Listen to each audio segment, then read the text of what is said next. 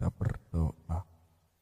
Bapa kami di sorga, kami mengucap syukur atas kebaikan-Mu, kasih setiamu, dan pada saat ini kami lakukan prayer kami bukan karena rutinitas, tapi karena kami di dalam nama Tuhan Yesus kami berdoa. Amin. Ya.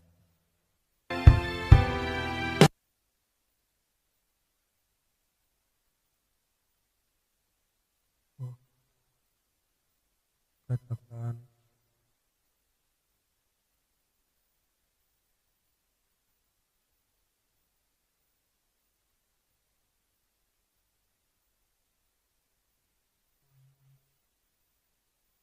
haleluya, haleluya, Engkau baik.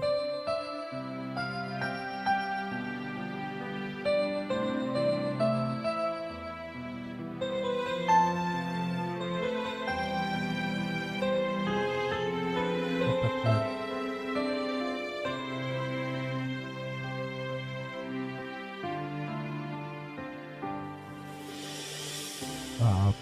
Bapakku yang baik, Kau sangat ku cinta melebihi segalanya, lebih dari segalanya di dalam hidupku Tuhan. Hidupku Bapakku yang baik, Engkau yang kami perlu, Engkau yang ku perlu melebihi segalanya Tuhan, lebih dari segalanya kasih-Mu bagi setiap kami, kasih-Mu bagiku. Sama-sama kita katakan, tak pernah berakhir kasih setiamu, selalu nyata dalam hidupku, tak pernah berhenti ku berharap padamu, Yesusku. Kau segalanya. Dari awal kita nyanyikan, oh haleluya.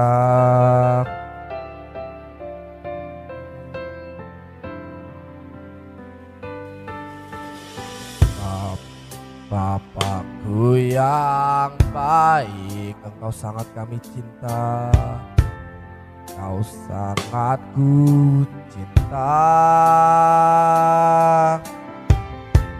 lebih dari segalanya di dalam kehidupan kami Tuhan. Oh Bapakku yang baik, Engkau yang kami perlu, Engkau yang ku perlu dari segalanya, lebih dari segalanya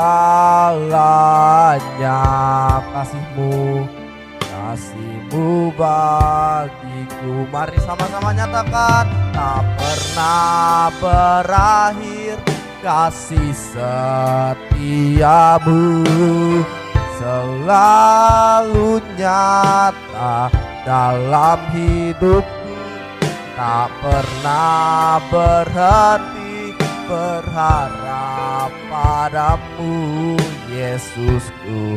Kau segalanya.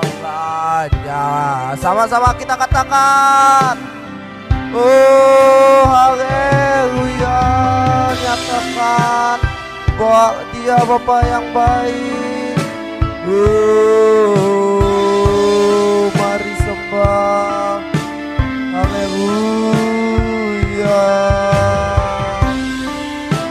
Bapa kami yang baik, Kau Bapa kami yang setia, Kau Tuhan yang setia di dalam setiap kami. Mari deklarasikan bahwa Dia adalah Bapa yang baik, Dia adalah Bapa yang setia. Haleluya. Berakhir kasih setiamu selalu nyata, tak pernah berhenti berharap padamu Tuhan, karena Engkaulah segalanya di dalam hidup kami. Lagi umat Tuhan kita deklarasikan, tak pernah berakhir kasih setiamu selalu nyata dalam hidup, tak pernah berhenti berharap padamu Yesusku, Kau segalanya Yesusku, tak pernah berakhir. Haleluya. Bapak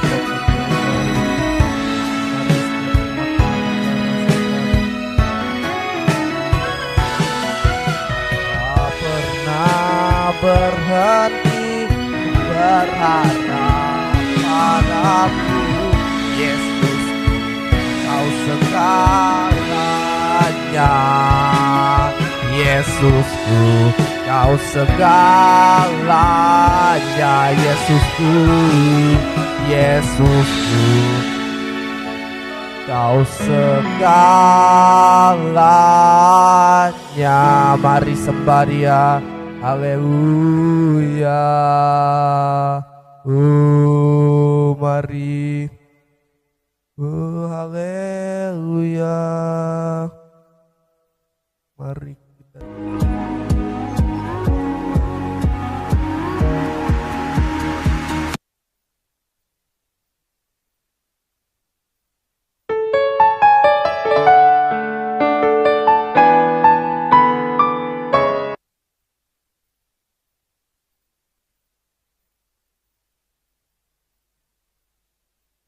kita mau deklarasikan bahwa walau badai datang, kita mau tetap setia. Haleluya. Haleluya. Mari setiap anak Dia.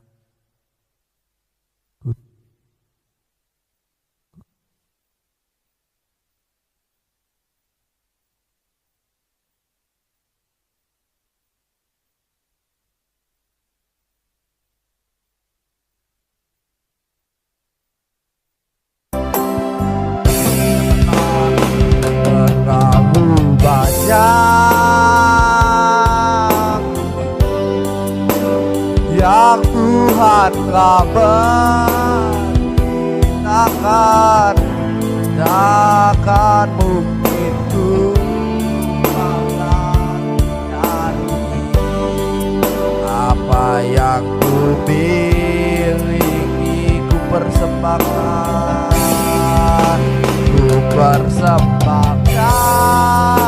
ini deklarasi kami.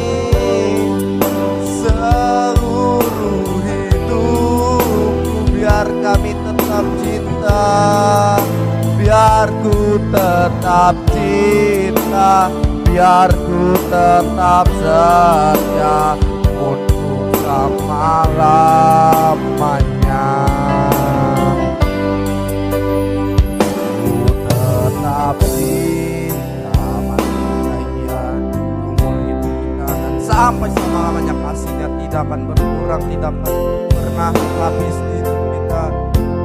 Karena itu inilah respon kita, walau badai datang kami akan tetap cinta. Ku tetap cinta, ku tetap setia, ku tetap setia, ku tetap setia. Walau badai datang menerpa,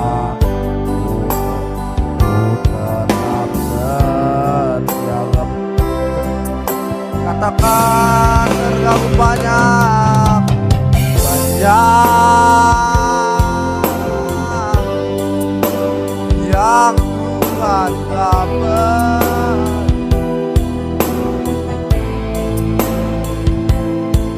Takkan mungkin ku balas dari apa yang ku miliki. Mari persembahkan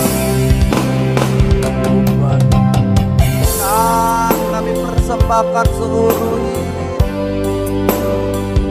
hidupku,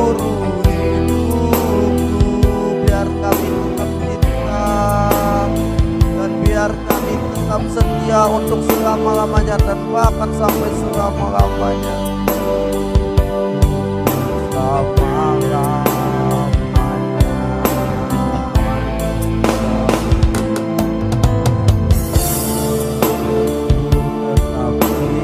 cinta dan ku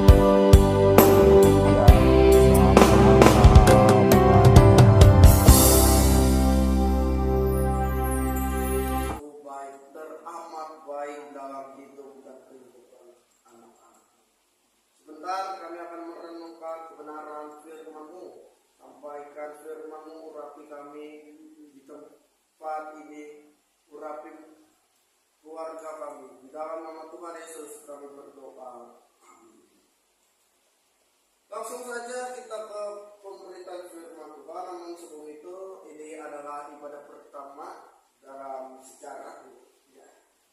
Tapi bagi yang bingung kenapa kita sini, yes, tapi worship is worship. Ibadah adalah ibadah. Semua tempat ini. Ibadah adalah sesuatu yang unik. Tetapi ibadah yang beda adalah cara penyampaian. Kalau kita berbicara di depan umat, ibadah umum itu berbeda dengan ibadah biasa. Kalau kita berbicara dengan lansia, pasti akan beda dengan lansia. Kalau kita khotbah dengan anak sekolah minggu, pasti akan berbeda dengan anak sekolah minggu, betul kan? Nah, hari ini dasar perenungan firman Tuhan kita ada di dalam Matius pasal 19. Ini tentang Yesus memberkati anak kecil. Matius pasal 19 ayat yang ke-13 sampai ayat yang ke-15. Kita baca secara bersama-sama aja karena cuma 3 ayat doang. Oke, 1, 2, 3. Lalu orang-orang membawa anak-anak kecil kepada Yesus supaya ia meletakkan tangannya atas mereka dan mendoakan mereka. Akan tetapi murid-muridnya memarahi orang itu. Tetapi Yesus berkata, biarkanlah anak-anak itu, jangan menghalang-halangi mereka, sebab orang-orang yang seperti itulah yang mempunyai kerajaan surga. Lalu ia meletakkan tangannya atas mereka dan kemudian dia berangkat dari situ. Kalau kita berulang kali belajar tentang kebenaran firman Tuhan yang pada saat ini, kita sekilas membaca tentang baca dulu-dulunya kamu 1, 2, 3. Generasi muda anak Tuhan, generasi yang diberkati Tuhan. Kurang semangat ini. 1, 2, 3. Generasi muda anak Tuhan, generasi yang diberkati. Amin. Kalau kita sekilas membaca bingung, maksudnya opo gitu. Nah, sebetulnya artinya ini. Di anak-anak itu tidak suka penolakan, bukan hanya anak-anak. Semua orang tidak suka penolakan, tetapi yang lebih tidak menyukai penolakan adalah anak kecil. Anak-anak kecil dalam ayat ini ditolak oleh murid-murid Yesus. Kita bisa membaca di ayat yang ke berapa itu? Ayat 14. Tetapi Yesus ayat 13 yang bagian B. Akan tetapi murid-muridnya memarahi orang-orang. ditolak. Berapa banyak yang ditolak pada hari ini? Ya, seorang anak kecil memberi hasil karyanya kepada anaknya, bilang udah ganggu aja. Ini bukan hanya kata firman, ini juga kata sebuah penelitian. Penelitian berkata bahwa anak-anak suka. Makanya kalau ada orang caper cari perhatian, dibilangnya apa? Kayak anak kecil. Dan benar, anak kecil adalah anak yang haus akan yang namanya pengakuan dan juga tidak suka tertolak. Nah, respon Yesus di sini apa? Biarkanlah anak-anak itu jangan halang-halangi mereka. Sebab orang-orang yang seperti itu yang mempunyai kerajaan. Nah, sebetulnya ayat ini kurang lengkap. Kenapa? Karena di ayat Lukas 18 ayat 17b lebih jelas gitu. Sebab sesungguhnya barang siapa tidak menyambut kerajaan Allah seperti seorang anak kecil, ya tidak. Anak kecil itu gimana sih? Nah, ini kita lihat. Oke. Kita baca yang bagian bisa, kalau tidak bisa nanti translate. Remember this, whoever does not receive the kingdom of God like a child will never enter it.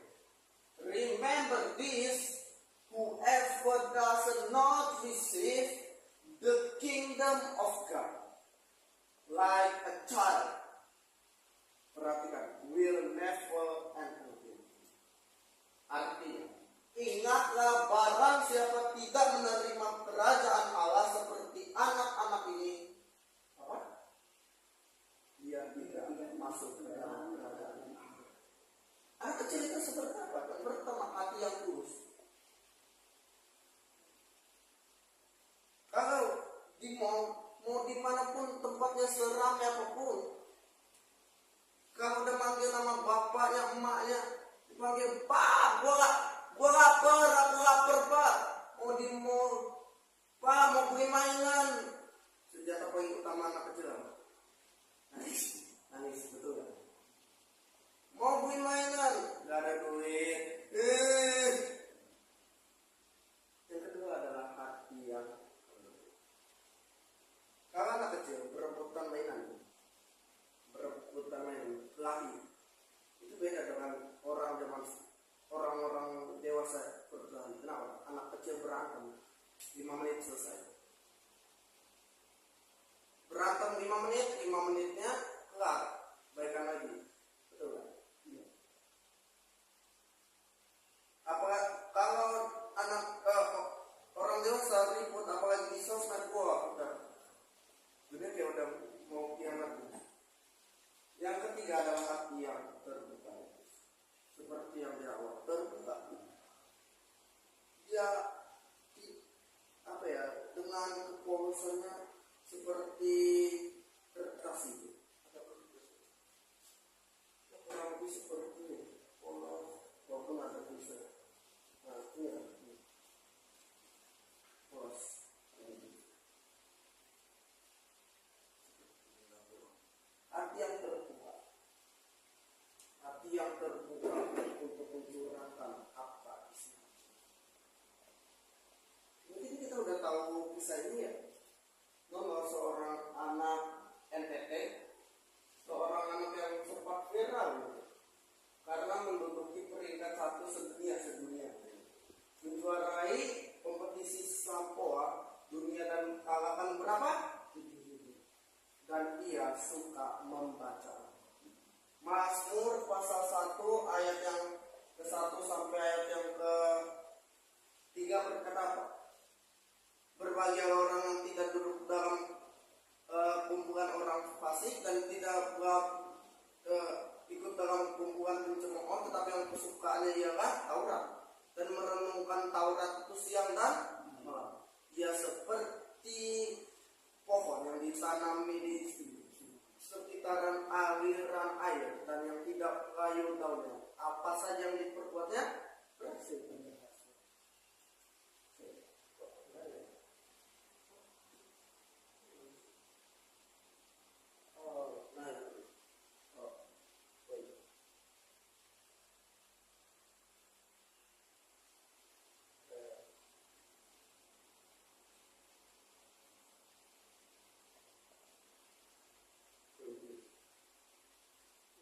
Mazmur 1 ayat 1 sampai 3 sudah digenapi dalam diri seorang anak ini.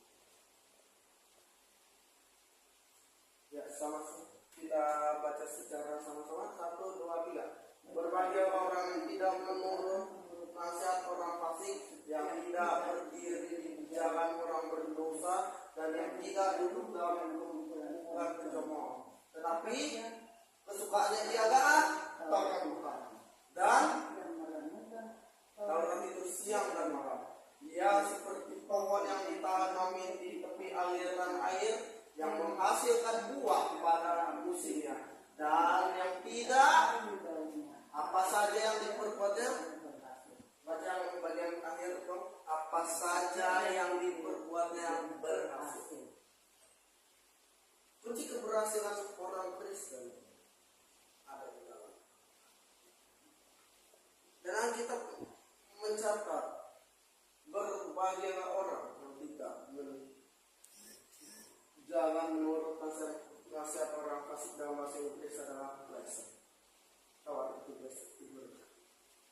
Jadi intinya diberkatilah orang yang tidak berjalan menurut nasihat orang fasik, berbahagia orang yang tidak berdiri jalan orang berdosa, berbahagialah orang yang tidak duduk dalam kumpulan pencemooh, dan diberkatilah yang kesukaannya ialah Taurat Tuhan, dan ia yang merenungkan Taurat itu. Blessed. Yang ada beberapa hal. Yang pertama, anak-anak muda adalah saksi. Kita baca di dalam Alkitab, terlebih di dalam Rut pasal yang pertama sampai ayat yang keempat, itu mencatat ada 3 hal yang Allah berikan kepada manusia. Yang pertama, benih apa? Benih adalah taburan. Taburan yang kita berikan di gereja untuk orang-orang yang membutuhkan, untuk anak-anak panti, untuk orang-orang panti jompo. Yang kedua adalah roti, sandang, pangan, dan makanan sehari-hari dan kebutuhan. Yang ketiga, jelas kemurahan Allah. Pada saat Rut mendapatkan jelai dari pegawai Boas atas perintahnya, yang adalah atas kemurahan Boas yang melambangkan Yesus dan kasih karunia. Kita membuka dalam Rut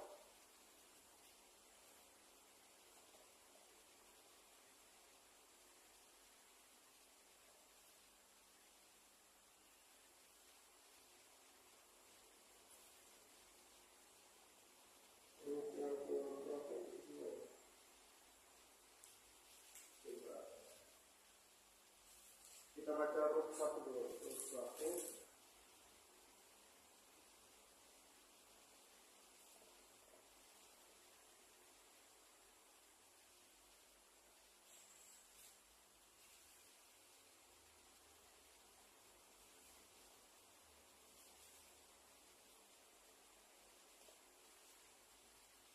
Oke, 1 ayat 19 sampai 20. Dan berjalanlah keduanya sampai mereka tiba di Bethlehem. Ketika mereka masuk ke Bethlehem, tempatlah seluruh kota itu karena mereka, dan perempuan-perempuan itu berkata, Naumikah itu? Tetapi ia berkata kepada mereka, jangan sebutkan aku Naomi, sebutkanlah aku Mara, sebab yang Maha Kuasa atau Allah telah melakukan yang baik kepada. Oke, berhenti sampai di situ. Dia berkata, Jangan sebut gua lagi Naomi, tapi sebut gua Nama. Tuhan melakukan yang baik kepada Tuhan. Kenapa melakukan yang baik? Baca di ayat 1 sampai seterusnya kita melihat bahwa Naomi dan Rut ini mengalami kedukaan. Suami dan anaknya meninggal. Suaminya meninggal beserta. Dan ketika mereka meninggal, mereka ini maksudnya adalah suami dan anak. Maaf, meninggal. Mereka meninggal.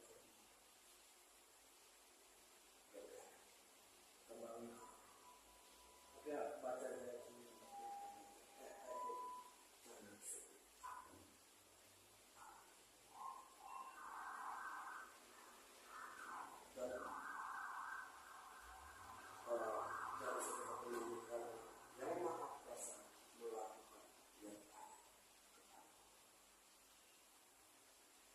Tuhan gak pernah ngelakuin yang pahit. Ini sama seperti perkataannya Ayub. Tuhan yang memberi, Tuhan yang mau. Tuhan gak pernah mengambil, kalaupun dia mengambil dia akan gantikan yang lebih baik.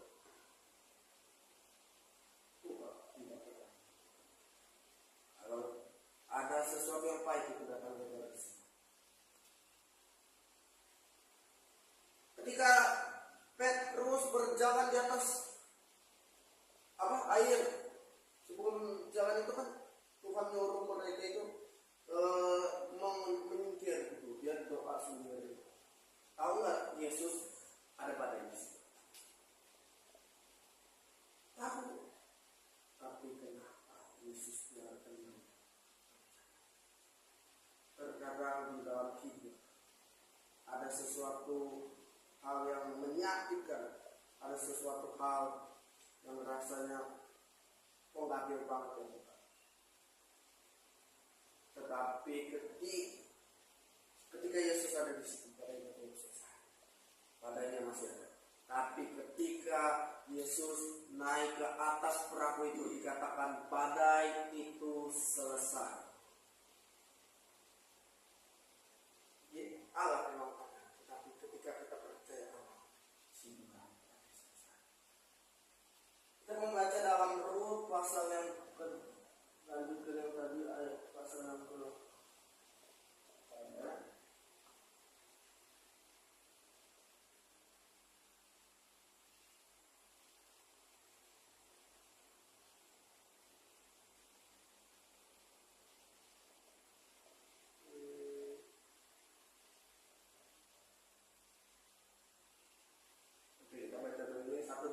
Sesudah itu, bacanya berkali ya. Sesudah itu berkatalah Boas, tidak usah dengar dahulu anakku, tidak usah engkau pergi memungut jurgai dan memungut jurgai ke ladang lain, dan tidak usah juga engkau pergi dari sini, tetaplah dekat pengerja pohon.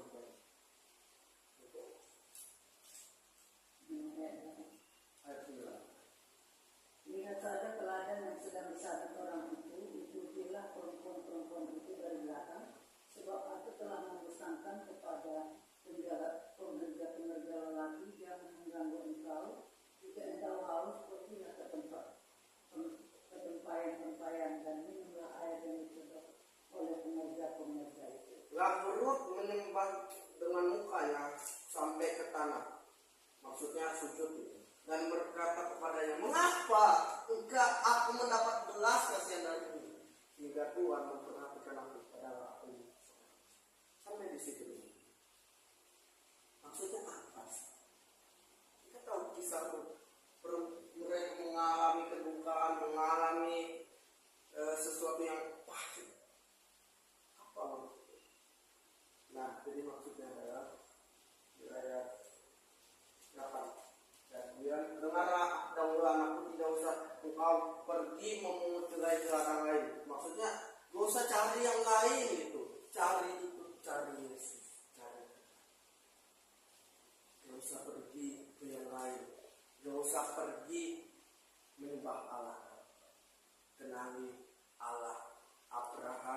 Ishak dan Allah yang berjalan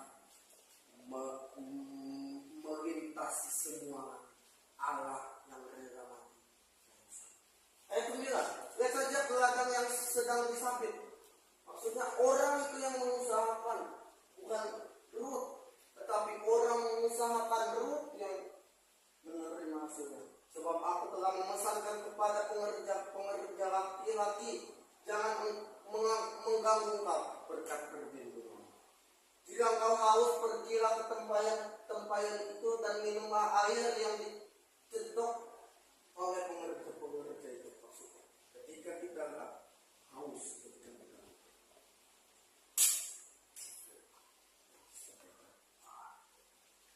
oke, kembali ke bawah.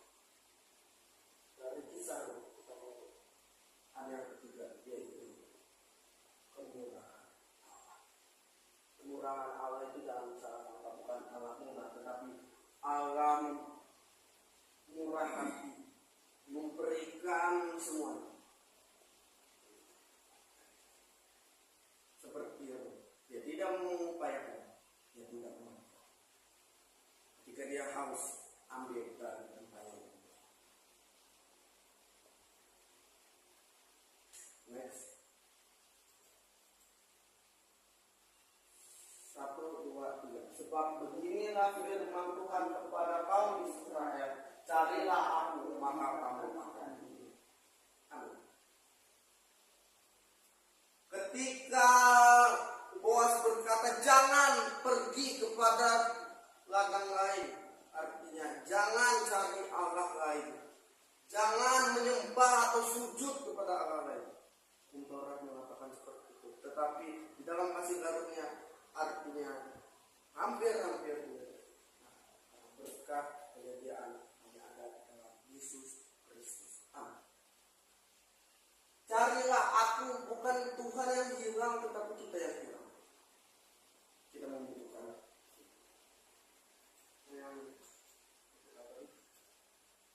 carilah aku, yaitu Yesus, maka kamu akan hidup. Kehidupan yang baik dan kuasa dimulai dari mencari Yesus dan menemukan siapa engkau.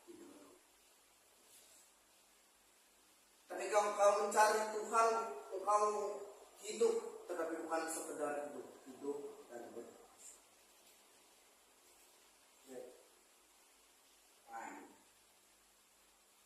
Perbedaan orang dunia dengan anak Tuhan yang pertama bekerja sama dengan orang tahu time is money. Orang tahu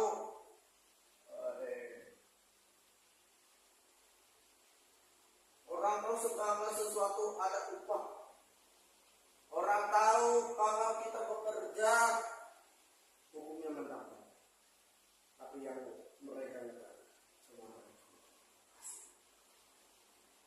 Yang kedua, berusaha menyelamatkan diri sendiri dengan perbuatan baik. Ruh tidak mengerjakan. Dia memerintahkan pengawal-pengawalnya untuk tidak berbuat.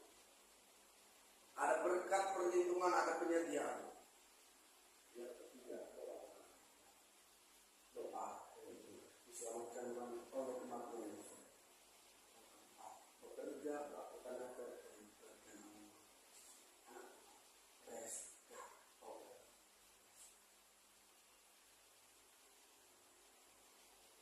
Yosua 21 ayat 45. Dari segala yang baik yang Tuhan janjikan kepada kaum Israel, tidak ada yang tidak dipenuhi, semuanya. Yang kedua, grow, artinya dalam kasih hati.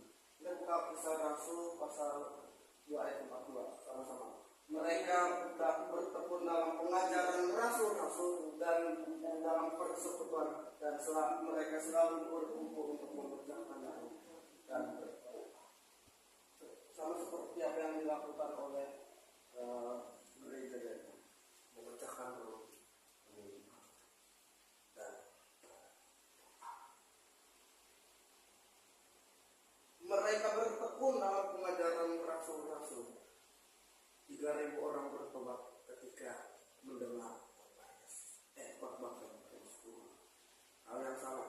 ketika firman itu mungkin belum ada Tuhan masih apa ya, butuh proses.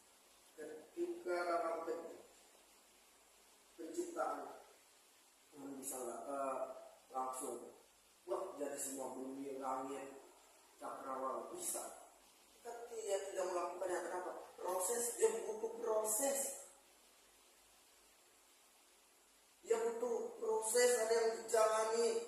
Ketika manusia diciptakan, dia nggak langsung dia nggak pakai firman asal langsung jadi, tapi dia membentuk dari tanah, dia membentuk, menciptakan manusia, dan barulah terakhir menghembuskan nafas ke dalam lubang hidung manusia.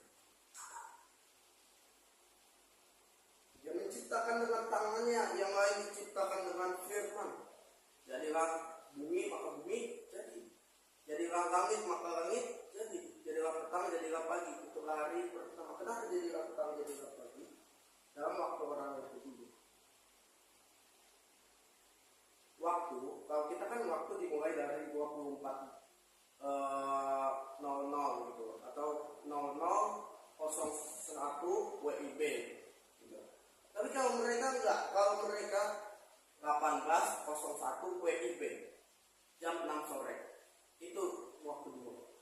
Jadi ketika Allah bekerja dari misal jam 6 sore, selesainya jam 6 sore juga. Agak bingung dengan waktu orang Yahudi. Nah, barulah di hari ke-7 dia beristirahat, bukan karena kita. Dia mengajarkan kita untuk berrest. Ketika manusia membuka,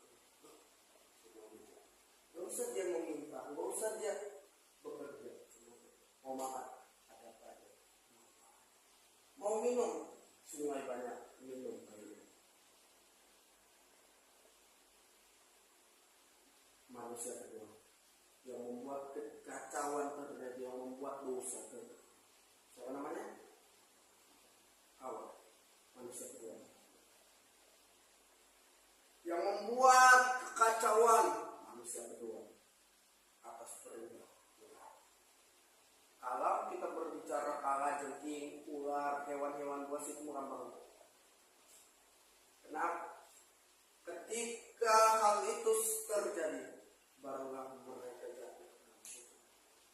Tetapi Allah melihat hal itu dan kacau, dan turun sendiri dalam rupa manusia, Yesus Kristus menjadi Allah.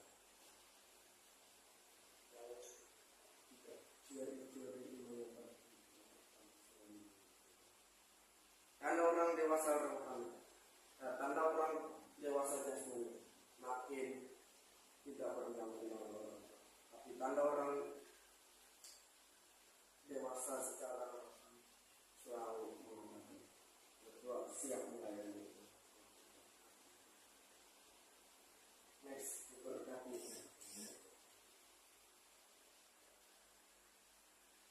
Mungkin hal ini menjadi penutup dari firman.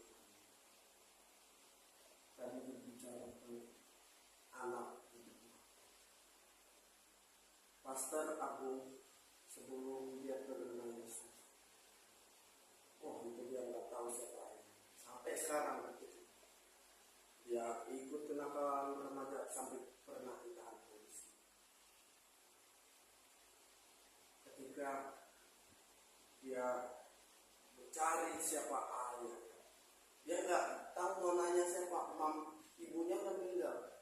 Dia bingung mau nanya. Itu di dalam hatinya ada dendam terus, ada dendam yang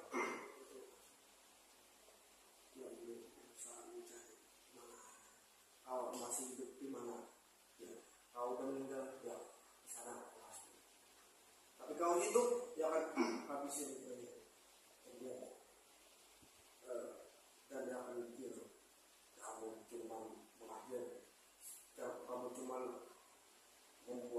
tetapi tidak mau membesarkan. Tetapi ketika dia mengenal Yesus, ketika dia mengenal, mengerti, menerima Yesus, semua berubah. Kalau mungkin dia tidak menerima Yesus, dia tidak bisa berterima kasih.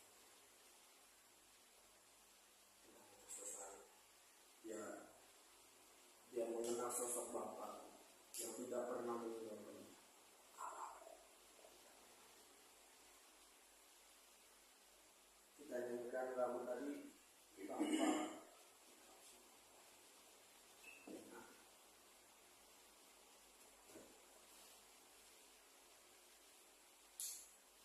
Sebelum itu kalau mungkin kau pernah bisa, kalau mungkin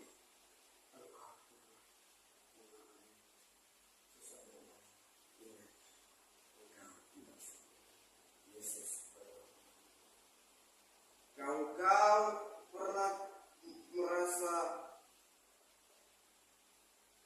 tersakiti. Nah, Yesus pernah lebih sakit.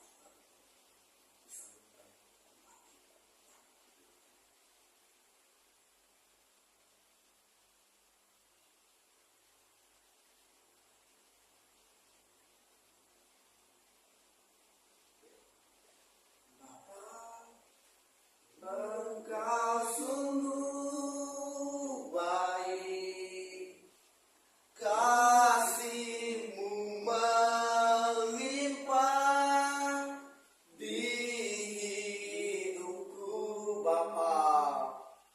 Bapa,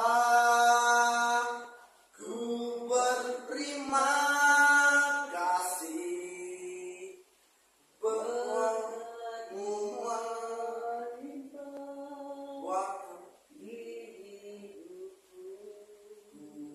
naikkan syukurku. Engkau yang hari ini mengalami penderitaan, ingat, engkau tidak sendiri. Bapamu tidak meninggalkan engkau. Ingat bahwa Ia mengasihi engkau. Orang kamu mungkin terbatas, tetapi ingat sosok yang tidak terbatas. Allah tidak terbatas. Ia melampaui waktu, Ia melampaui tempat. Ia hadir dimanapun manusia hadir.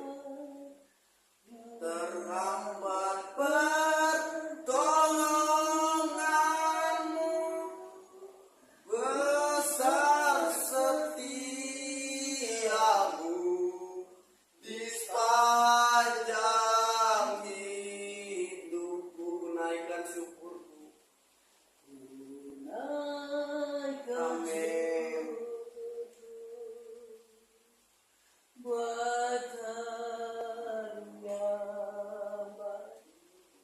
Orang tua berdoa, anak-anak muda menyanyikan ini. Orang tua berdoa saja. Doa. Dan rahmat-Mu selalu baru dan tak pernah terlambat pertolongan-Mu, besar setiamu di anak-anak muda berdoa, sedangkan orang tua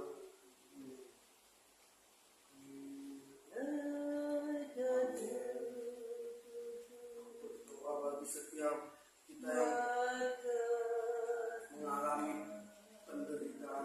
Aku berdoa yang mengalami penolakan, anak-anak kecil itu mengalami penolakan. Yesus tidak meninggalkan mereka. Yesus tidak menolak mereka. Yesus menolong mereka.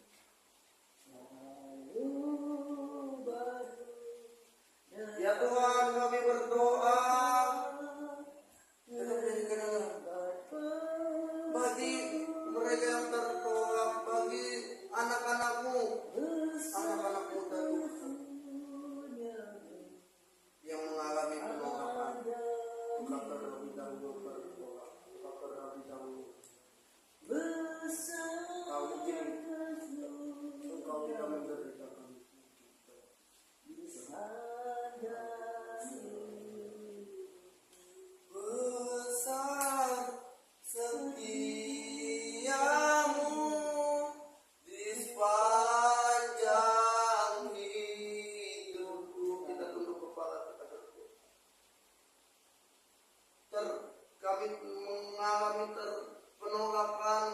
mengalami segala yang pahit, tetapi seringkali kami menyalahkan Tuhan. Kenapa ini harus terjadi? Kami mungkin mengalami badai.